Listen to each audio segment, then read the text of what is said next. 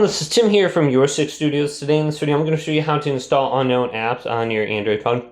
Easiest way to do this is just swipe down from the top right, go to settings. Now depending on your model of phone, Samsung, Motorola, etc., we can just go to search and just type in install. And we should be able to see the option for install unknown apps right here. Or you can just type in unknown. Tap that. Here it is down here. Tap it. Now we have to allow the apps.